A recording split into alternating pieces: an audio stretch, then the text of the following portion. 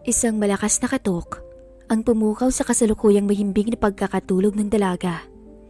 Pilit pa nitong minulat ang umahapting mga mata, buhat ng antok at hindi sapat na tulog. Sa lakas ng pagkakahampag ay tila ba halos magiba ng pintuan ito. "Raya, hoy babae, gising!" Narinig niya mula sa loob ng silid ang galit na boses ng may-ari ng inuupahan niyang maliit na silid. Hindi magkamayaw ang kanyang nararamdaman.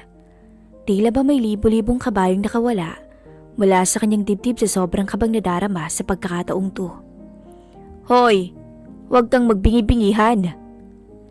Isang malakas na kalampag pa ang ginawa nito. Tanging ang pagbuntong hinga na lamang ang nagawa ng dalaga at pagod na napabangon sa higaan ng wala sa oras.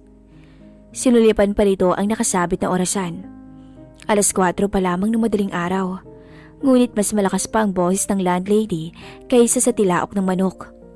Bagsak balikat pa siyang tumungo sa pinto. Iniisip kung ano na naman ang magandang idadahilan sapagkat muli na naman tong maniningil sa bayad sa upa. "Saglit lamang po, nariyan na," sigaw pa nito mula sa loob. Nagmamadali siyang lumabas at naabutan ang galit at namumulang mukha ng may-ari. Sa pagkakataong to, alam ng dalaga na nasa sukdulan na ang pasensya ng may-ari ng inuupahan niya. Muli na lamang siyang malalim na napabuntong hininga. "Ano? Kailan mo balak magbayad ha?" Galit nitong bulyaw. Mariing napapikit si Raya nang singhalan siya nito. Bakat na bakat pa ang ugat sa leeg ng landlady. Kapansin-pansin rin ang hindi maawat itong inis. Ano po kasi?" Nauutal sa ading dalaga. Nahihiya pa itong napayuko habang pinaglalaroan ang kanyang mga daliri. Ang bigat ng kanyang pakiramdam. Hindi niya rin mapigilang mapaisip kung bakit hindi pantay ang estado ng bawat tao sa lipunan. Kung bakit may mayaman at kung bakit may mga dukha na gaya niya na naghihirap. "Ayan ka na naman sa paawa mo eh," muling sigaw ng landlady. "Kung wala kang ipambabayad, huwag ka nang tumira dito. Hindi kita kailangan." Anitong galit na galit. "Hampas lupa!" Dagdag pa nito habang nakataas ang gilid ng labi at ang dalawang kilay. Padalag siya ng tinabig nito paalis sa hamba ng pintuan kung saan nakatayo si Raya habang nanlulumo. Sumagi naman sa kanyang isip ang magbayad ng upa. Sa katunayan, ay balak naman talaga niyang magbayad sa darating na katapusan ng buwan. Sa ngayon kasi, ay wala pa siyang sapat na kinikita. Kakapiranggot lamang ang kanyang sahod sa kanyang pagtatrabaho sa maliit na karinderya ng kanyang tiyahin na kung minsan pa hindi siya binibigyan ng sweldo. Ang kanyang ipon na ilalaan sana niya sa pambayad ng upa ay nauwi lamang sa kanyang ama na kasalukuyang nasa ospital at malubha ang kalagayan. Isa pa to sa kanyang malalim na isipin. "Maawa naman po kayo sa akin, Aling Lourdes." Pakiusap pa nito. Tuluyan na siyang napaluha nang simula ng landlady na halughugin ang loob ng silid. Pinakialaman nito ang kanyang mga gamit at isinilid sa sako. "Ilang beses na kitang pinagbigyan." Nagngingit-ngit na tugon ng landlady. "Pero tuwing pinagbibigyan kita, namimihasa ka eh. Anong akala mo ha? Ikaw lang ang nagugutom? Ikaw lang ang kumakalamang sikmura? Ikaw lang ang may pangangailangan?"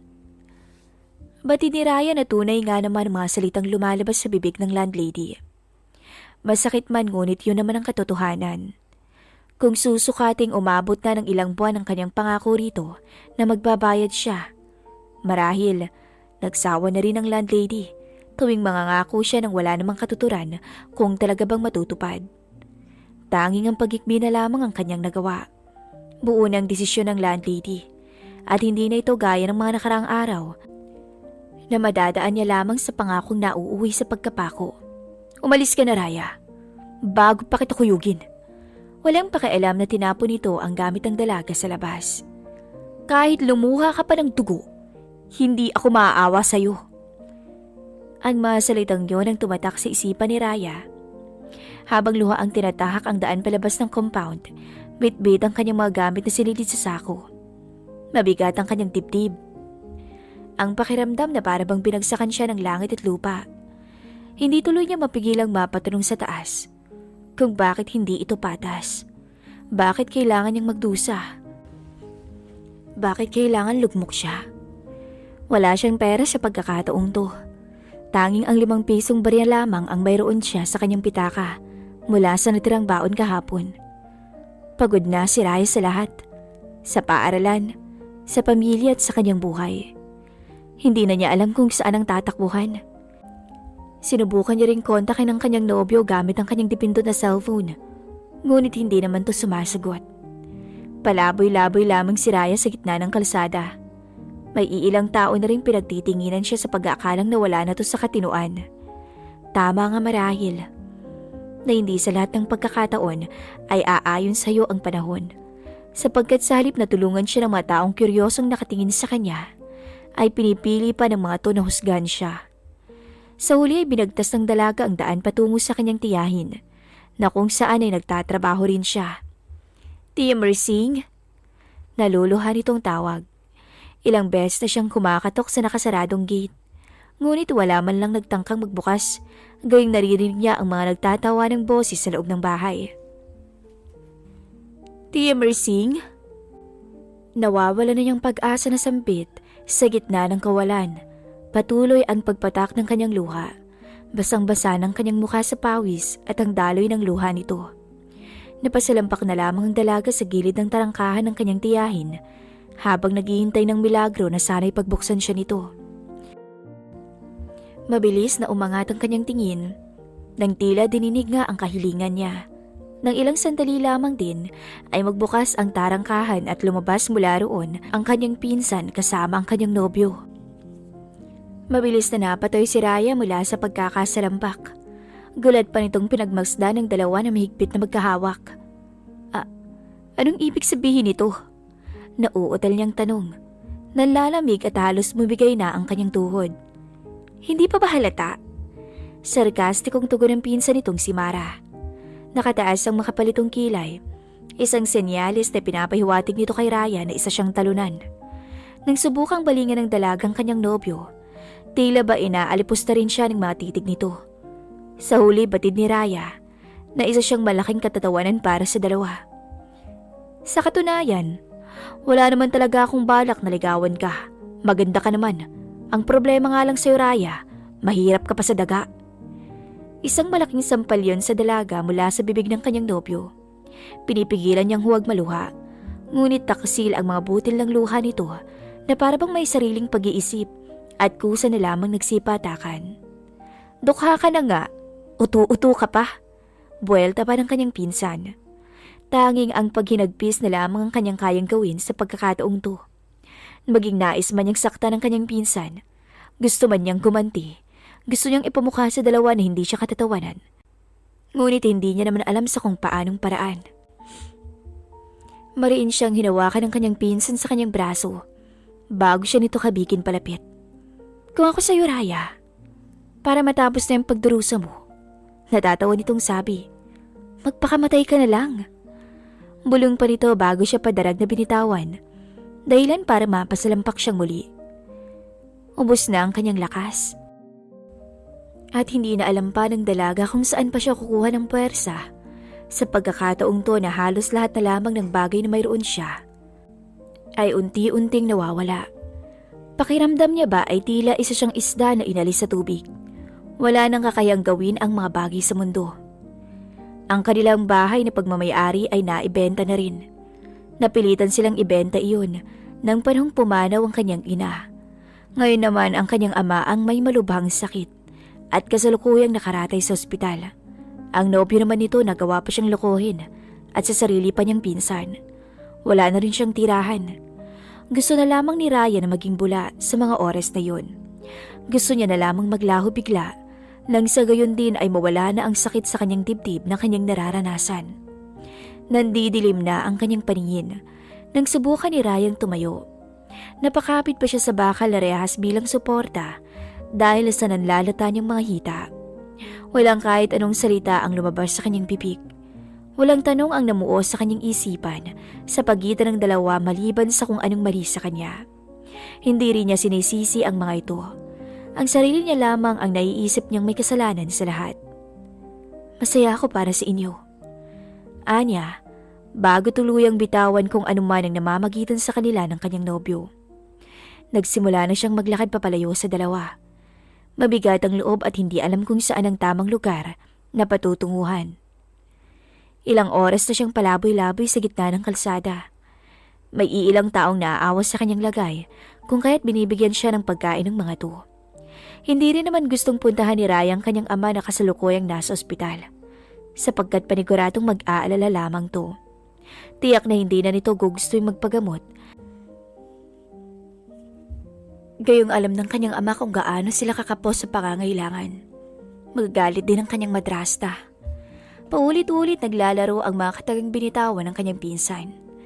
Paano nga kaya kung mawala siya? Paano nga kaya kung tapusin niya na lamang lahat? Paano nga kaya kung abutin niya na lamang ang sukdulan ng sa ganoon ay matahimik na ang kanyang masalimuot na buhay? Ngunit, bagaman mahirap ang kanyang kinakaharap, may mumunti pa ring pag-asa sa kanyang nabubuhay. Iniisip na lamang nito na ang kanyang ama ang nagsisilbing liwanag sa kanyang madilim na mundo. Kay gandang bata naman to. Napahinto si Raya sa isang madilim na iskinita. Nagmamataan nito ang 3 lasing na lalaki. Mahigpit siyang hinawakan sa braso ng isa sa mga to, habang ang isa naman ay nilalaro ang kanyang magulong buhok. Bitawan niyo po ako. Anyang natatakot at nangihina. Hindi pa ganap na napoproseso ng utak at damdamin ng dalaga ang lahat ng masalimuot na nangyayari sa kanyang buhay. Naliligaw ka ba? Mukhang malungkot ka, iha. Gusto mo bang pasayahin ka namin? Nakanggising sabi ng lalaki. Patuloy pa rin to sa paglalaro ng kanyang buhok, habang ang isa pa sa kanila ay nagsimula ng himasin ang kanyang kita. Nagsimulang magpumigla si Raya. Ngunit dahil sa lakas ng mga to, walang tapat ang puwersa niya. Pagod na siya sa lahat ng bagay. Ngunit bakit para bang may taglay siyang isang gravity na umaakit sa lahat ng pangit na bagay sa mundo? Parang ahuhan niyo na po. Maawa kayo sa akin. Hinaing pa ng dalaga. Sinubukan niya pang kumawala mula sa pagkakakapit ng isa sa mga lalaki. Ngunit nabigo lamang siya. Ang tigas ng ulo mo ha. Mabilis lang naman to. Usal pa ng isa sa kalalakihan. Isang malakas na sampal ang iginawa dito sa dalaga nang galit siyang titigan ni Raya. Kung maaari lamang makapatay ang mga titik, marahil kanina pa yon nakahandusay. Gusto mong tatagan ni Raya ang kanyang loob, pero malabo na yata ang bagay na yun. Gayong nagsimula ng 3 kalalakihan na tanggalin ang kanyang saplot. Sinubukan niya pang manlaban, ngunit isang malakas sa suntok sa sikmura ang natanggap niya. Ang kanyang pagdaing lamang ang tanging maririnig sa tahimik na iskinita. Maawa kayo. Muli nitong pagmamakaawa. Tuluyan na siyang napaluhod habang pinalilibutan ng 3 lalaki. Tuwang-tuwa ang mga to habang pinagmamasdan ng kanyang lantad na katawan. Napunit maging ang damit ni Raya nang hilain to ng isa sa mga lalaki. Maawa kayo, please. Nangihina niyang sigaw. Walang tutulong sa'yo rito, iha. Kaya kung ako sa'yo, pagbigyan mo na kami, huwag ka nang pakipot. Baboy ka! Sigaw nito sa mismong mukha ng lalaki nang subukan siya nitong halikan. Isang malakas na sampal muli ang natamo nito sa kabila niyang pisngi. Ramdam ni Raya na halos sumiwalay ang kanyang kaluluwa mula sa kanyang katawan sa tindi ng pagsampal nito. Magpakalunod ka na lang sa saya. Natatawang tura ng isa bago siya nito kabigin pahiga sa kalsada. Ang 2 lalaki ay mahigpit na hinawakan ang magkabilang kamay niya, maging ang paa. Sino mauuna? Ikaw na nga, takti naman, bilisan mo ah. Naiinis na tura ng isa pang lalaki. Ang nanlalatang si Raya, na ang tanging kayang gawin sa puntong yun ay ang tahimik na pagdarasal at ang pag-iyak. Akmang tatanggalin na ng lalaking kanyang bra. Nang sa isang pikit ng mata, nakabulagta na ito sa may kalsada. Naalarma ang 2 lasing pang lalaki at dali-dali siyang binitawan at nagtatakbo ng mabilis.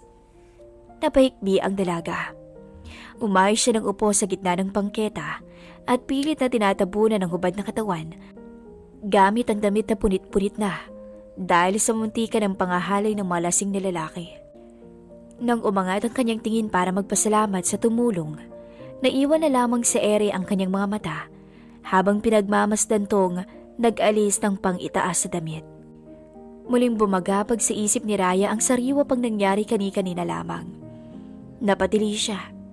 Dahan-dahan ang kanyang ginawang pag-usog hanggang ang kanyang likod ay tumama na lamang sa malamig na padera. "Maawa ka sa akin." Anito. Nanginginig ang kanyang boses, maging ang kanyang kalamnan sa takot at pagkabahala. Tsaka pa lamang nabunutan ng tinik sa dibdib si Raya nang ilapag ng lalaki sa balikat nito ang damit na kahuhubad lamang. "Huwag kang mag-alala. Hindi ako katulad nila na hayok sa laman. Alam ko kung paano rumispeto ng babae." Nakangiti pa nitong ani kay Raya. Dahil sa mga sinabi nito, para bang hinaplos ang puso ng dalaga. Sa panahon ngayon, bihira na lamang ang lalaking gano'n ang pag-iisip. Maswerte pa rin si Raya dahil kahit papaano ay may nagligtas sa kanya sa gitna ng kapahamakan. "Salamat, sir." Nakayuko at nahihiyang tugon ni Raya. "Ako si Juan." Tinulungan pa siya ng lalaki na tumayo nang muntikan na siyang muling sumalampak. "Kaya mo na ba? Gusto mo ihatid na kita?" Nag-aalalang tanong ng binata. "Huwag na. Kayang-kaya ko. Ito lang ba? Maliit na bagay." Nagsimula na si Raya na tahaki ng palabas sa madilim na iskinitang iyon, habang paika-ika at iniinda ang sakit na dulot ng mahigpit na pagkakakapit sa kanyang dalawang mga paa. Diretso lamang ang lakad ng dalaga. Hindi ito lumingon pa, maging ramdam niya pa rin ang mga matang nakamasid sa kanya. Nabatid niyang titig yun ng binata na nais lamang alamin kung wala bang panganib ang sasalubong rito. Tunay nga yatang malas siya, sapagkat matapos ang engkwentro nito sa 3 lasing na lalaki, ito naman ngayon ang buhos ng ulan. "Nakakainis na buhay," anya si sarili, at nanlulumo. Napahinto si Raya sa paglalakad nang magawi ang kanyang mga mata sa tulay. Tila may magnet na nakadikit sa kanyang paa at kusa na lamang yung na-attract na lumapit sa tulay. Dinaman ni Raya ang buhos ng ulan sa kanyang balat at ang haplos ng hangin. Sinilip ng dalaga ang nasa ibaba ng mataas sa tulay. Yun ay ang malalim na dagat. Mapait pa siyang napangiti habang pinagmamasdan ng buong tanawin. Tahimik ang gabi, liban sa nagbibigay ingay na buhos ng masaganang ulan. Pauna nitong hinubad ang 2 pares sa tsinelas bago siya tuluyang sumampa sa barandilya ng tulay. Malakas man ang buhos ng ulan, ngunit malinaw sa kanyang paningin kung gaano kalakas ang agos ng tubig sa ibaba ng tulay. Napabuntong hininga na siya, ngunit kalaunan ay napahikbi rin. Sa huli, hindi niya pala kayang isakatuparan ng ganung bagay. Sumabay sa buhos ng ulan ang kanyang luha. Hindi niya kayang kitilin ang sariling buhay. Kahit pa man hindi patas ang mundo pagdating sa kanyang kinakaharap sa buhay. Biglang sumagi sa kanyang isip ang minsang sinabi ng kanyang ama na hindi ang pagsasayang ng buhay ang sukatan upang maging payapa. Iyon ang nagpamulat sa kanya sa realidad, kung kaya ay mabilis tong bumaba mula sa barandilya ng tulay. Pero nakakasilaw na liwanag ang nagmumula sa sasakyang papalapit sa kanyang direksyon, ang sumalubong kay Raya. Hindi nga siguro patas ang mundo, sapagkat kung kailan niya naunawa ang hindi iyon ang solusyon sa kanyang problema. Tsaka naman muli siyang dinapuan ng malaking kamalasan. Pikit mata at bukas palad niya na lamang na tinanggap ang kapalaran nang ang rumaragas ang sasakyan ng siyang dahilan, kung kaya ay nakahandusay siya ngayon sa gitna ng madilim at maulang kalsada. Hinang-hina ang kanyang katawan. Pagod na sa lahat ang kanyang sistema at pagkatao.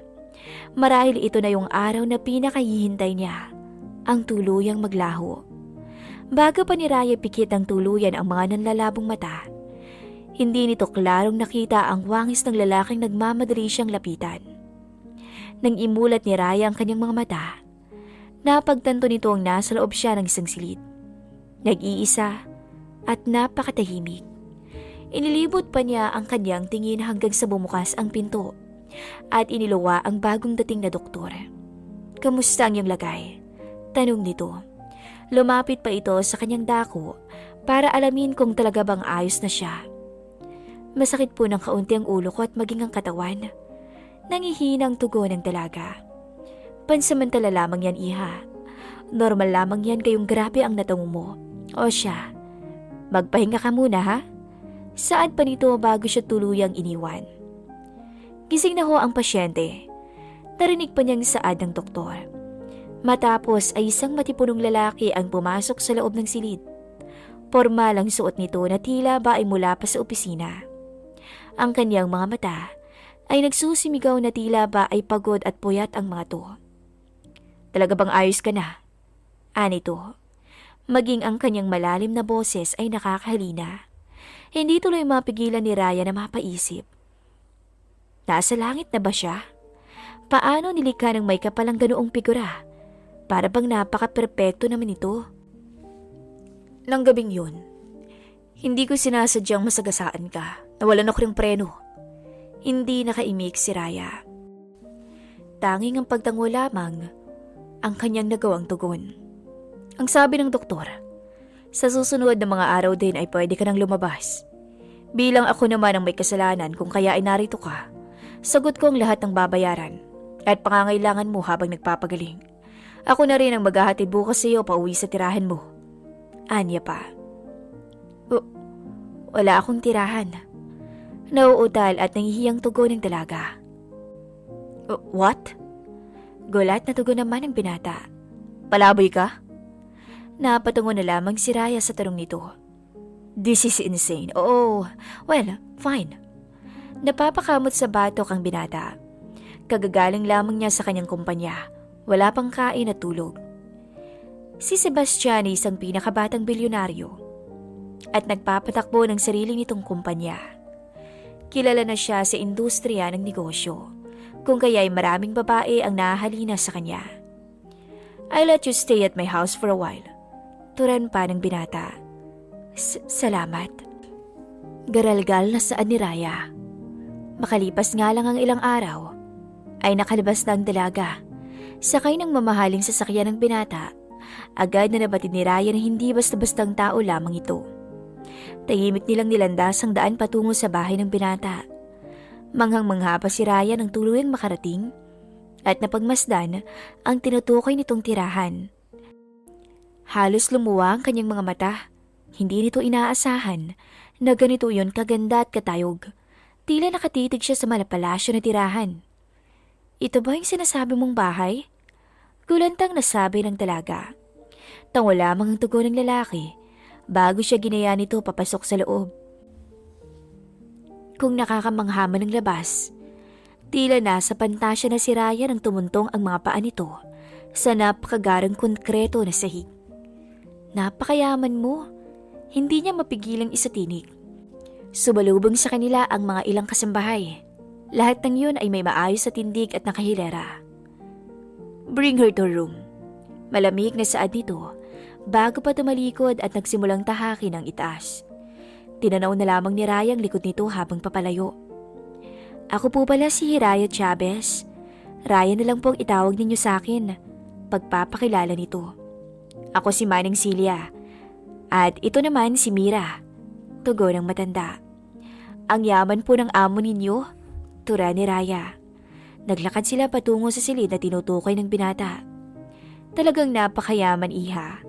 Isa ang senyorito Sebastian sa pinakabata at pinakamayaman sa buong mundo. Tugon ng matanda. Ito marahil ang mayordoma sa mansyong to. Yan nga lamang. Malamig pa sa yelo, tigit sa lahat ay napaka-focus sa trabaho. Araw-araw trabaho na lamang inaatupag. Nawawalan na ng tamis sa katawan. Turan naman ang isa pa sa kasambahay na si Mira. Mabilis yung pinalo sa balikat ng matanda. Kung ganoon, ay wala pa siyang nobya? Nagtatakang tanong ni Raya.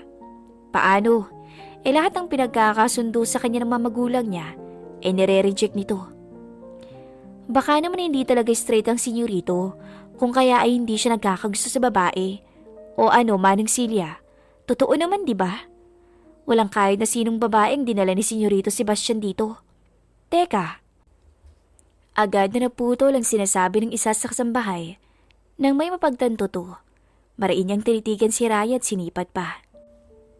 Ikaw pa lamang ang dinala ni senyorito dito. Naku, ikaw ba ang nobya niya? Mapanukso pa nitong sabi, sabay sundot sa kanyang tagliran. Naku, hindi. Nagkakamali ka. Aksidente niya ako nasagasaan at wala akong matutuluyan kung kaya pansamantala, dito muna ako hanggang tuluyang gumaling. Huwag kayong mag-alala, tutulong ako sa mga gawaing bahay. Napangiwi na lamang ang madaldal na kasambahay. Hay, akala ko naman matatabla na ng tamis ang malaang palayang senyorito. Buwelta pa nito. Pero alam mo ba dati, Raya? Panay ang pagpapapansin ko kay senyorito Sebastian. Nagbabaka sakaling mabangwit ko. Pero wala. Wala talaga akong pag-asa na makapag-asawa ng bilyonaryo. Natawa na lamang si Raya sa mga pinagsasasabi ng kasambahay. Balak niya na kapag gumaling na siya, ay dalawin niya muna ang kanyang ama na nasa ospital pa rin. Si Raya ay anak sa labas ng kanyang ama. Kung kaya ay alam nitong kahit papaano, ay inaalagaan naman ngayon ang kanyang ama ng tunay nitong pamilya. Naisip din ng dalaga na ihinto muna siya pansamantala sa pag-aaral ng kolehiya. Nasa ika-4 na taon na sana siya, ngunit dahil sa kapos, ay paniguradong hindi rin niya matutustusan ng pag-aaral. Nasa hapag sila ngayon ng mga kasambahay. Kumakain at nagtatawanan nang maabutan sila ng pinata. Agad na tumahimik ang paligid sa tindig ba naman ang presensya nito. Sebastian, kumain ka na, sumabay ka na sa amin. Paanyaya ni Raya, ngunit nagdedre-diretso lamang ang binata. Kumuha lamang yun ang maiinom at muling bumalik sa silid. Kita mo na, Raya, di ba sabi sa'yo yelo talagang taong yun. Hirit ni Mira. At ang sikmura nun ay napakaastig kasi kahit wala siyang kain ng buong araw, buhay pa rin siya at gwapo pa rin. Ha? Nakakayanan niyang hindi kumain ng buong araw? Nagtatakang tanong ng dalaga. Natural. Yung tinuturing niya kasing asawa ay yung trabaho. Turan naman ang matanda. Hindi ni Raya mapigilang makaramdam ng pag-aalala para sa kalusugan nito. Ang turo ng kanyang ama ay mahalagang may laman ng sikmura kahit papaano. Ano pa man ang mangyari. Hindi niyo po ba siya pipilitin na kumain? Anya pa. Hindi. Kasi ayaw naming masigawan. Tugon ni Mira na nagsisimula ng magligpit ng pinagkainan. Nagpilit si Raya na siya na lamang ang magliligpit ng pinagkainan nila. Matapos na yung gawin, ay nagluto siya ng makakain na maaaring dalhin kay Sebastian. Panigurado kasing hindi yan kumakain ng niluto nilang ulam kanina na bagoong. Kung kaya ay naghanda si Raya ng adobong manok. Isa sa kanyang talento ay ang pagluluto. Matapos sa ginagawa ay mabilis na rin siyang naghanda. Inilagay niya sa tray ang lahat ng pagkain bago tahakin ang silid nito. Batid niyang nakakatakot ang mga deskripsyon ng mga kasambahay sa kanilang amo. Ngunit hindi ni Raya kayang tiisin na makitang busog sila at may isang kumakalamang sikmura. Marahan niyang kinatok ang pintuan. Ilang beses, hanggang sa naiinis na lumabas sa silid ang lalaki. Ngunit nang mamataan nito si Raya na may dalang pagkain, agad na nagbago ang kanyang reaksyon. Kumain ka na, Sebastian. Inabot nito ang tray ng may ngiti. Narito ka hindi dahil para pagsilbihan ako. Nagpapagaling ka, miss. Hiraya. Raya ang pangalan ko. Anya. O siya, kumain ka na. Tumalikod na ang dalaga at mabilis na umalis nang sa ganun ay hindi na nito tanggihan pa ang pagkain. Kinabukasan ay maagang nagising ang dalaga. 4:00 pa lamang ay gising na to upang maghanda ng pagkain para sa lahat. Nasa kusina siya at nagliligpit ng mga tira at nagamit na niya sa kanyang pagluluto nang maabutan siya ni Sebastian doon. Muntik pa siyang mapatili sa presensya ng lalaki. Ginulat mo naman ako? Anyang nagitla. What are you doing? Nagtatakang tanong ni Sebastian. Nagluluto? Aalis ka ba? Pinasadahan ni Raya ang tingin ng lalaki. Tipid na tangulang ang tugon ni Sebastian. Kumain ka muna, maaga pa naman Tura ni Raya bago siya nito pinaghain ng pagkain. Balak pa sanang tumanggi ng lalaki. Ngunit sa huli ay naakit na naman siya sa luto ng dalaga. Hindi may pagkakaila ni Sebastian na magaling nga sa pagluluto ang dalaga. Ang dala nitong pagkain kagabi talagang nasimot niya. Mahirap bang maging isang tagapamahala ng kumpanya? Nagtatakang tanong ni Raya. Hindi madali, tugon ng lalaki. Pero at least, hindi ka naghihirap sa buhay mo. Pinanood ni Raya na kumain ng binata. Kung ilarawan ng mga tao rito sa mansyon ng binata, ay tila ba isa itong leon. Ngunit para kay Raya, salungat ang sinasabi nila. Pwede mo ba akong kunin sa kumpanya mo kahit isang janitress lang? Muntikan pang mabulunan ng binata sa tanong ni Raya. Buti na lang at mabilis tong inabutan ng tubig ng dalaga. Mariin siyang tinitigan ng lalaki. Tila ba sinisiyasat siya nito. Gusto kong magtrabaho at mag-ipon nang sa ganun may pagpatuloy ko sana yung pag-aaral ko. Nag-stop ka? Malungkot na napatungo si Raya. Nasa ika-4 na taon na sana ako ng kolehiyo. Sayang no? Gaano ka naman kasi ditong mag-aral ulit? Walang sukatan. Tugon ni Raya sa sinabi nito. Kung ganun, pag-aaralin kita. Sa isang kondisyon. Bakit ang bait mo sa akin? Maluhalaw ang tanong nito. Ilan lamang ang tugon ng binata. Totoo ba? Anong kondisyon? Namamanghapang sabi ni Raya. Tanging tipid at tangwa lamang ang sagot ng lalaki. Magtatrabaho ka sa kumpanya ko once na makapagtapos ka na. Yun lang ba? Maliit na bagay naman yun. Halos magtatalo na ang puso ni Raya sa galak. Nalunod na siya sa saya kung kaya ay hindi na nito namalayang tapos na kumain si Sebastian. At paalis na ito. Hinabol pa ni Raya ang binata ngayon na naglalakad patungo sa sasakyan nito. Sebastian! Kasabay ng pagharap ng binata, ang mahigpit na pagyakap ni Raya. Utang ko ang buhay ko sa'yo. Nakabalik na sa pag-aaral si Raya. Kung minsan pa nga ay sinusundo siya ni Sebastian sa paaralan. Ngayon ay nakasakay sila sa sasakyan nito pa uwi sa mansyon. Madalas na nagsasabay sila sa pag-uwi. Pwede ba akong sumama sa kumpanya mo? Tanong ni Hiraya. Wala kasi kaming pasok ng ilang araw Kung baka lang kamo pwede ko ron, tutulong ako sa'yo. Pwede naman, tipid na tugon ng lalaki. Kung kaya nang sumapit ang kinabukasan, ay maagang nagising si Raya. Naghanda pa ito ng baon para sa kanilang dalawa ni Sebastian. Nahihiya pa rin si Raya. Nang pagtinginan silang dalawa ng mga tao sa paligid. Ang iba ay nagbubulungan pa. Grabe, ang laki ng kumpanya mo no? Buti ka pa. Sa murang edad ang dami mong achievements na sa buhay. Huminto ang dalawa sa tapat ng opisina ni Sebastian. Sa ngayon ay maaaring dumalaw-dalaw si Raya sa kumpanya ng pinata. Agad na nahinto ang dalawa sa loob nang matanaw ni Raya ang lalaking papalapit sa kanilang direksyon. Naningkit ang mata ng dalaga habang pinagmasdan ng lalaki. Yuan? Hindi siya makapaniwalang sabi. Nagagalak siyang muling makita ang minsan sumagip sa kanyang buhay sa mga lasinggero na balak sana siyang gasain. Raya! Tila hindi naman makapaniwalang tugon ng binata. Kumusta? Hindi pa ako formal na nakakapagpasalamat sa tulong mo sa akin. Malit na bagay, tugon pa nito. Walang ano-ano ay niyakap ito ni Raya. Natigil ang pag-uusap at naghiwalay sa pagkakayakap ang dalawa nang tumikim ang binata na nasa likuran ni Raya. Nakakunot ang noo ni Sebastian habang tinititigan ng pinsan at si Hiraya. Si Yuan ay ang kanyang pinsan at pansamantalang nagtatrabaho sa kumpanya nito. Magkakilala kayo? Anya. Oo, nakangiting tura ni Raya. Buong maghapong nakakulong lamang si Raya sa opisina ni Sebastian. Nang sumapit ang oras ng pagkain, sabay na rin silang kumain. Ganon ang nangyari sa mga sumunod na araw. Tila mas naging mas malapit pa sila sa isa't isa. Nagluto ako ng pagkain. Ito para sa'yo at ito para kay Yuan. Inabot ni Rayang nakabalot na baon kay Sebastian. Ngunit hindi nito iyon tinanggap. Hoy, kunin mo na. Sana si Yuan na lang nilutuan mo.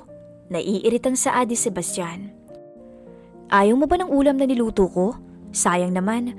O sige, bigay mo na lang kay Yuan. Napabuga na lamang ng hangin ng binata at padarag na umalis. Nagtataka pa si Raya sapagkat nagiging mainitin ang ulo nito tuwing nadadala sa topic si Yuan. Nitong kamakailan ay nawalan din to ng ganang makipag-usap sa kanya nang mabanggit si Yuan. Isang gabi ay buong lakas na loob na kinausap ni Raya si Sebastian. Napapansin na rin kasi ng dalaga na tila ba iniiwasan siya nito. Sebastian, galit ka ba sa akin? Anya, nasa laptop lamang ang focus ng binata at hindi siya nito binigyang pansin. Nasa loob siya ngayon ng silid nito. Oo, tipid na tugon ng binata. Bakit naman? Gulat naman itong tugon. May nagawa ba akong mali? Oo, Hiraya. Malaking pagkakamali. Mariin nitong tugon. Tumayo na ang binata at mabilis na sinara ang laptop bago harapin ng dalaga. Binibigyan mo ako ng mixed signal. Natameme lamang si Raya. Hindi niya maintindihan ng binata. Lahat ng ginagawa mo, Raya. Binibigyan ko ng meaning. Ang pagluluto mo sa akin. Ang pagyakap mo. Tuwing nangingiti ka.